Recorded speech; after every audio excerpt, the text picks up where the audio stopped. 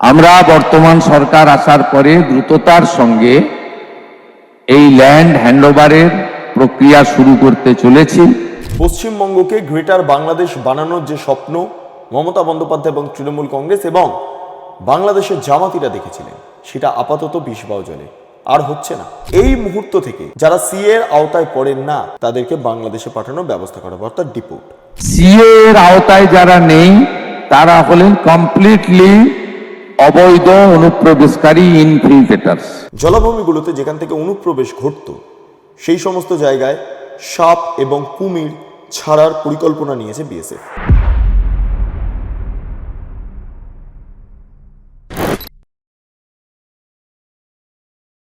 পশ্চিমবঙ্গকে গ্রেটার বাংলাদেশ বানানোর যে স্বপ্ন মমতা বন্দ্যোপাধ্যায় এবং তৃণমূল কংগ্রেস এবং বাংলাদেশের জামাতিরা দেখেছিলেন, সেটা আপাতত বিষবাও জলে আর হচ্ছে না। এই মুহূর্তে বিএসএফকে জমি হস্তান্তর করে ফেলল রাজ্য সরকার। জমি হস্তান্তর করে ফেলা হয়েছে, 27 কিলোমিটার জমি দেওয়া হয়েছে যাতে করে ফেন্সিং ভালো হয়, বিএসএফের টহলদারি ভালো হয়। এবং রাজ্যের মুখ্যমন্ত্রী শুভেন্দু অধিকারী যে ঘোষণাটা করলেন সেটা অত্যন্ত ইম্পর্টেন্ট। সেই ঘোষণা একটাই, যে এই মুহূর্ত থেকে যারা সিএ এর আওতায় পড়েন না তাদেরকে চিহ্নিত করা হবে, তার পাশাপাশি তাদেরকে বিএসএফের কাছে জমা দেবে রাজ্য পুলিশ এবং তারপর বিডিআরের সঙ্গে কথা বলে তাদেরকে বাংলাদেশে পাঠানোর ব্যবস্থা করা হবে, অর্থাৎ ডিপোর্ট। অর্থাৎ এই যে সিদ্ধান্ত এতদিন ধরে চলছিল সেই সিদ্ধান্ত এবার বাস্তবায়িত হলো। শেষ পর্যন্ত এই বাংলাদেশের অভ্যন্তরে পশ্চিমবঙ্গ যাওয়ার যে পরিকল্পনা সেটা সম্পূর্ণভাবে ভেস্তে গেল। শেষে রক্ষা পেল পশ্চিমবঙ্গ, ভারতবর্ষের একটি অঙ্গরাজ্য। এই পশ্চিমবঙ্গ সীমান্তবর্তী এলাকা বাংলাদেশ। এতদিন ধরে যে পরিস্থিতি দানা বেঁধেছিল, জনবিন্যাসের পরিবর্তন ঘটিয়ে, ভাষার পরিবর্তন ঘটিয়ে, ধর্মের পরিবর্তন ঘটিয়ে যেভাবে বাংলাদেশের অভ্যন্তরে পশ্চিমবঙ্গের বিস্তীর্ণ অংশ নিয়ে এসে গ্রেটার বাংলাদেশের স্বপ্ন তৈরি করার যে পরিকল্পনা মমতা বন্দ্যোপাধ্যায় নিয়েছিলেন সেটা আপাতত ভেঙে চুরমার হয়ে গিয়েছে এই ভোটের জেরে। এবার নতুন সরকার এসেছে, মুখ্যমন্ত্রী হয়েছেন শুভেন্দু অধিকারী এবং শুভেন্দু অধিকারীর এই সিদ্ধান্ত যে চিহ্নিত করা হবে, তারপর বিএসএফের হাতে তুলে দেওয়া হবে, রাজ্য পুলিশ সেটা করবে, সেখান থেকে বিডিআরের সঙ্গে বিএসএফ কথা বলবে, তারপর ডিরেক্টলি বাংলাদেশে পাঠিয়ে দেওয়া হবে যারা সিএ এর আওতায় পড়েন না তাদের, অর্থাৎ যারা বাংলাদেশ থেকে এসেছেন তাদের।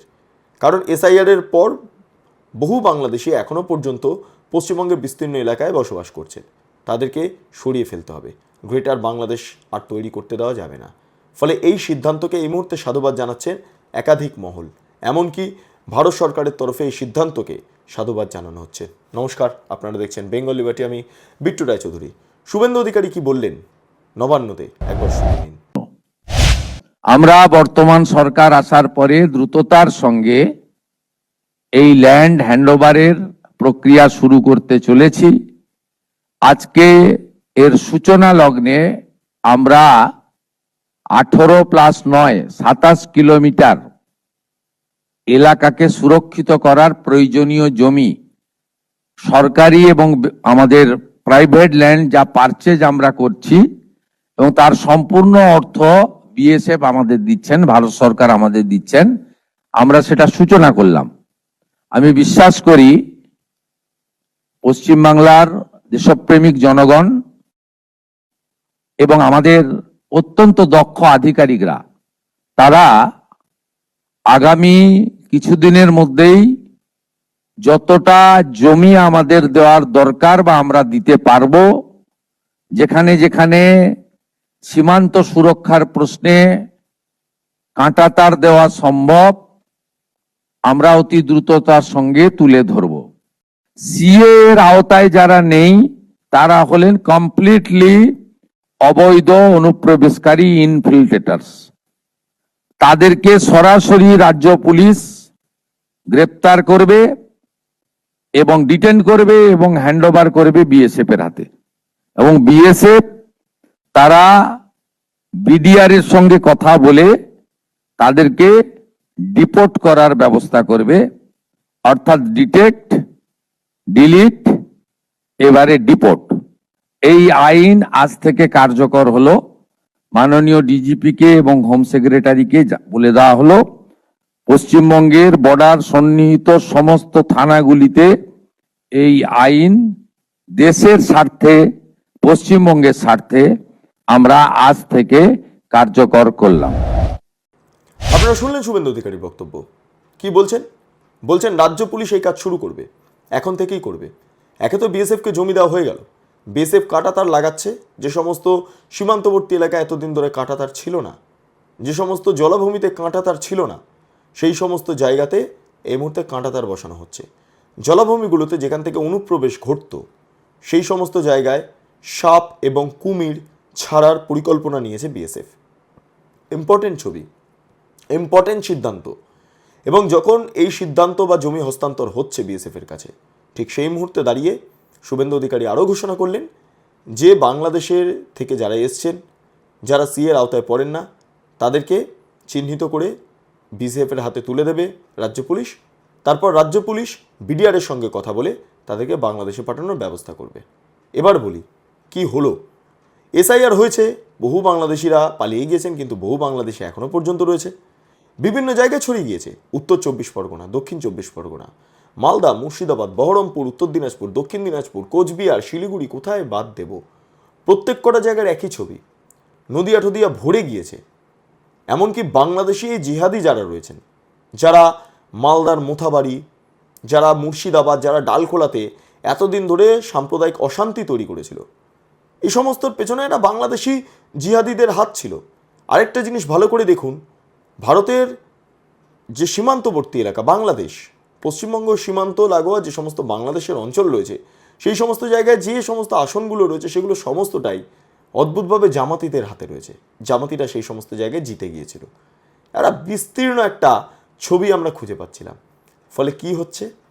এটাই হচ্ছে যে বাংলাদেশের এই মুহূর্তে যে স্বপ্ন ছিল, বাংলাদেশের একটা অংশের যে স্বপ্ন ছিল পশ্চিমবঙ্গকে গ্রেটার বাংলাদেশের অভ্যন্তরে নিয়ে আসার, সেই স্বপ্ন আর বাস্তবায়িত হচ্ছে না।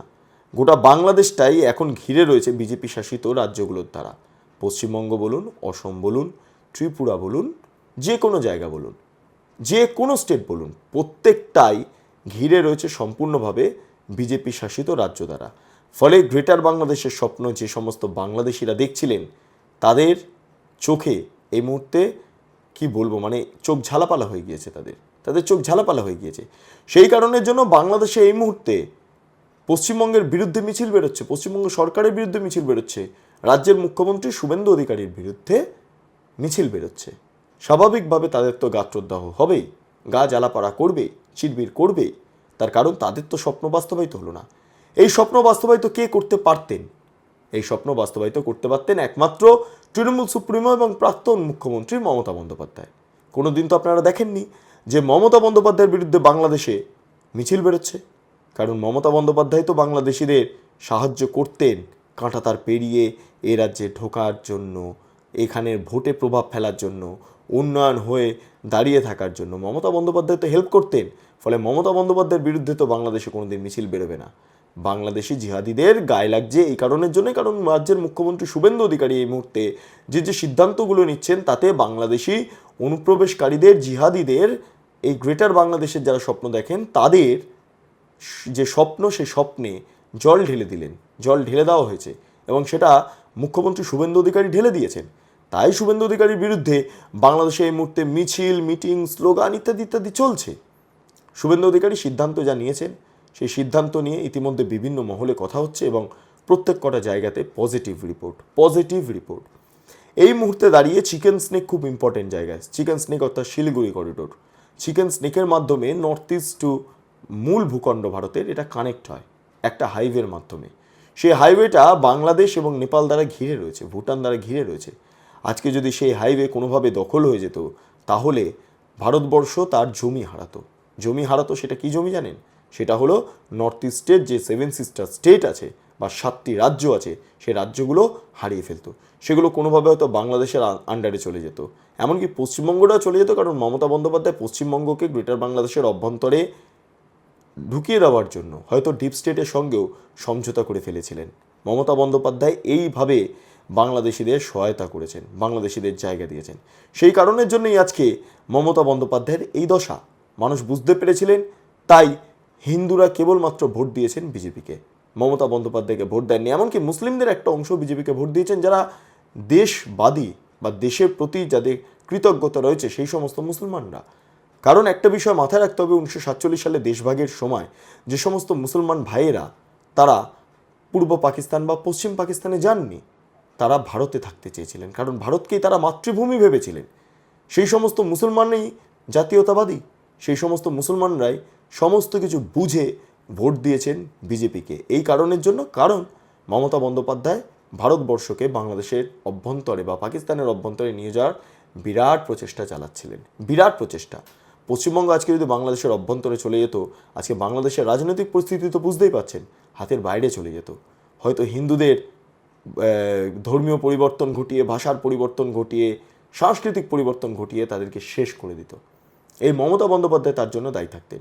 কেবলমাত্র মমতা বন্দ্যোপাধ্যায় নিজের ভোট ব্যাংক এবং ডিপ স্টেটের সঙ্গে হয়তো গোপন সমঝোতা এইটার অন্যতম কারণ হয়ে দাঁড়াতো। আজকে যাই হোক, আজকে মমতা বন্দ্যোপাধ্যায় সরকারে নেই, সেই কারণের জন্যই এই যাত্রায় পশ্চিমবঙ্গটা বেঁচে গেল। বাংলাদেশের অভ্যন্তরে যাওয়ার ঠিক প্রাক মুহূর্তে বাঁচিয়ে নিলেন শুভেন্দু অধিকারী। বললেন বিএসএফকে তো জমি দেওয়াই হচ্ছে, এবং বিএসএফকে জমি দেওয়ার বিষয়টায় প্রথম মন্ত্রিসভাতেই কার্যত নির্দিষ্ট করে ফেলেছিলেন শুভেন্দু অধিকারী।